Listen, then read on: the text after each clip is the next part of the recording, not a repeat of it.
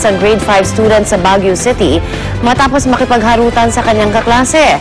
Ayon sa kwento ng school principal, naghaharutan daw ang 11 anyos na si Chris Angelo Estrellado at isang kaklase habang wala ang kanilang guro noong Huwebes. Sinakal umano ng kaklase niya si Estrellado at matapos nito'y natumba siya. Nang makabangon, itinulak daw siya muli at tumama raw ang ulo sa bahagi ng blackboard na pinaglalagyan ng mga chalk at eraser. Base sa investigasyon ng SOCO, matindi raw ang tama sa leeg ng biktima. Nasa kustudiya ng DSWD ang batang sangkot sa insidente. Balak naman ng mga magulang ni Chris na kasuhan ng eskwelahan. Sa ngayon ay nakaburol na ang biktima. Ano yun? Ano ito? Masyado malakas yung pagkakari. Pero ano sa leeg? Sa leeg eh. Sakal eh. Sinakal? Sinakal siya, parang harukan niya yun. Nakakapanood doon ng wrestling ah. Oo. Ayan, ako ingat. Walang nakabantay sa kanila? Sinuplex. Walang nakabantay sa hallway? Ano ba yan? Nasa school Mukhang na napatuwa, no? Nasa school na yung anak eh. Yung bata, oo. Pero traumatized din siyempre yung ano niya. Isang bata. Nasa DSWD dahil hindi niya alam na gano'n ang mangyayari. Siyempre, babalitaan niya, namatay niya. Kalaro lang niya eh, di ba? Yes, so... Siguro kailangan sabihin din yung mga bata na, that's dangerous. Hindi kayo pwede maglaro ng ganyan. Mga sakalan ng ganyan. Hindi pwede talaga. Very rough. Very rough. At hirap panahon naman tayo, mga kapuso, mga karanas sa maulap na kalangitan na may kalat-kalat na pag-ulan ng buong bansa dahil po yan sa epekto ng southwest monsoon sa Luzon at ng intertropical convergence zone sa Visayas at Mindanao. Samantala, lumbas na kahapon ng umaga sa Philippine Area of Responsibility ang bagyong Onyok o may international name na ROPE. Yan ay matapos itong pumasok sa PAR noong Sabado ng gabi. Kaya makabalita po tayo sa inaasahan natin magiging lagay ng panahon ngayong araw mula kay Connie Dadivas, weather forecaster ng Pag-asa. Good morning, Connie. Good morning, Connie. Yes, good morning din sa inyo, Lynn. Oy, Connie, umulan dito na malakas ka rin ng mga 4:30 ng umaga. Does it mean meron tayong bagyo or wala naman? Wala naman po. Yung bagyo natin na lumabas kahapon, yun po ang nagpa-enhance ng southwest monsoon natin. Kung meron tayong mga pag-ulan ngayon dito sa Metro Manila at sa Central Luzon, so ina-expect natin, kahit po sa bandang Rizal, malakas din po ang pag-ulan kanina umaga hanggang ngayon. Oo. And ina-expect po natin sa Central Luzon, meron tayong widespread rains na with possible flash floods and landslides. So that's the whole day. Kailangan asahan natin yan. So kailangan talaga paglabas natin, magdala tayong payong, mag-ingat tayo, di ba? Opo, pero hindi naman po natin na-expect na tuloy-tuloy na malakas ang pag-ulan for the whole day. Na-expect pa rin natin na kahit pa paano may makikita pa rin tayong araw. Aha. Dahil mostly cloudy po tayo, pero possible pa rin po may kalat-kalat na pag-ulan. Okay, so pabugso-bugso na lang, depende na lang. So mag-ingat na lang talaga kayo, may dala kayo ng payong just to be sure, just in case. Maraming salamat, Connie Dadivas, weather forecaster ng Pag-asa. Wala naman po. Ganda ng pangalan niya, no? Connie Dadivas, parang singer. Cabs Si Dadivas. Pabs, sa Amerika na pastor na yata si Ang ganda Pabs. lang. Connie Dadivas. Oo, merong, di ba? Dadivas. Ano kanta ni Saka Pabs? yung grupo ng tatlong kumakanta singer natin dito. Ang La Diva. La Diva. La Divas. Oh, yan. Balitang sports naman po tayo. Okay. Tagumpay na naman Naku po. po, Kahapon si Floyd Mayweather. Mayweather?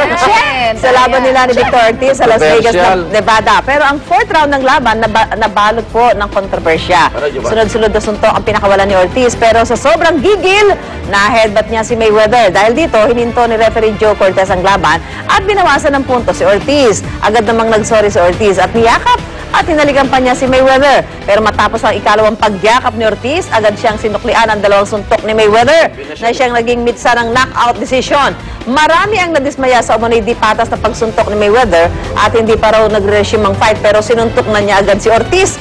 Sa post-fight interview, nakipag-away pa si Mayweather sa batikang sportscaster na si Larry Merchant. Nang tanungin siya tungkol sa tila 80 years old na illegal niya mga suntok. Samantala, nang muli mapag-usapan ng labang Pacquiao-Mayweather, sinabi ni Mayweather na hindi raw niya kailangan si Manny upang tuluyang magningning ang kanyang career. Tanong pa niya bakit hindi raw siya hinamon ng pambansang kamao noong siya pa ang dominante sa boxing ring. Patuloy din ang pag-question ni Mayweather sa pagkapanalo ng ating pound-for-pound king sa 8 weight classes. So inamin niya, hindi na siya... Hindi na siya yung dominante sa boxing. Yung dati pang dominante. Si Manny na. Oh. Pero dapat wag na siyang patulan ni Wag Manny na, wag talaga na, sa ano, dahil- kasi madaya siya eh. Di ba? Pero nga ito lang, di ba? Tignan mo. Actually sa boxing, Pangit na kailangan talagang gwardyado ka. Pero kasi si Mayweather, nung hindi ito nagbo-boxing, nasa ano to, WWF? Doon tayo duran dun eh. Nag-exhibition siya, sinuntok niya nga si Yung malaking tao dun sa Pero, ilong. alam mo, panalo siya sa kadaldalan lang. Parang pagdating sa, typical lang na parang Sabi ko nga kanina, kaya ako masakit sa akin na kaya ako nakarelate. Akala ko kalaban niya si Doc Ferds. Ferds. Doc Ferds yung Born to be Wild. Akala ko kaya nawala, lalaban eh. Oh, grabe.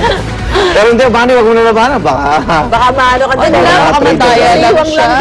Hindi, tsaka pinatulan si Larry Merchant po. Naku, tagal na akong boxing 80 analyst at years old. 80 years old, sabi nga ni Larry, kung bata-bata pa ako na 50 taon eh. nasa imputang niya petito eh. Wala pa Okay. yabang. Pero sa kabila po ng patutsada laban sa kanya ni Floyd Mayweather Jr., sangayon naman si Manny Pacquiao sa mga naging pahing ni Mayweather na sa mga paratang ng illegal ng pagkasuntok niya sa kalabang si Ortiz. Ay sa ating Power Pound King, legal naman daw ang depensa ni Mayweather pagdating sa boxing ring. You have to protect yourself at all times. Pero sa kabila nito, kung siya daw ang nasa posisyon ni Mayweather, hindi raw niya gagawin ang ginawa. Ang layo mo eh. Tila nawala daw ang sportsmanship ni Mayweather, samantalang naging mabait sa kanya si Ortiz. Wala namang kwento. Ang papasang kabaw sa posibilidad ng laban nila ni Mayweather ay kay Pacman, naka-focus siya sa laban nila ni Juan Manuel Marquez. Kaya ngayong araw, inasang sisimula na ni Manny kanyang high-altitude training at packet yata sila ng Baguio City. Yung headbutt muna kasi ni Ortiz, Hindi sadya. Hindi, sadya, makita mo. Pero binawasan niya. Talagang tinoro niya eh. Kasi gigil na gigil siya, tapos may isa siyang sundot ng ulo. Ayun, Kaya binigyan yakap siya. at halikang sinukli niya eh. Kasi pumutok din yata ilalim ng labi. So, yung pagsuntok ni Mayweather, gigil din yun. Ko, ha? Hindi, ano na yun, siguro. Ganti-ganti. Wala, sabi niya nga, the bottom line is siya nanalo eh. Kahit anong Kahit may question. Baliktarin mo muna. Ito naman, nako. Boxing match naman po ang naganap na pagtatalo ng 2 bilyonaryong negosyante sa Russia. Ito tignan niyo mabuti. Sa pre-record yung isang talk show doon, nagkainitan ang Russian tycoon na sina Alexander Lebedev at ang isang bilyonaryong businessman kaugnay ng mga isyong pang-ekonomiya. Ayon kay Sergey Polonsky na naging isa sa mga pinakamayamang businessman sa Russia, sawa na raw siyang pag-usapan ng ekonomiya at mas gusto na lang daw nitong manuntok. Tila, sineryoso naman siya ni Lebedev na may-ari ng Independent at Evening Standard newspapers ng Britain. Matapos kasi ang ilan pang argumento, sinapak niya sa mukha. Ayan. Si Polonsky na agad namang napatumba. Mabuti na lang at hindi naman lumawak pa ang gulo at napigilan sila ng security at talk show host. Wow, at saka billionaire na tong mga to. Grabe. Ayaw na pag-usapan eh. Ayaw na boxing eh. Dapat hindi na lang binanggit eh. May niligawan si Polanski.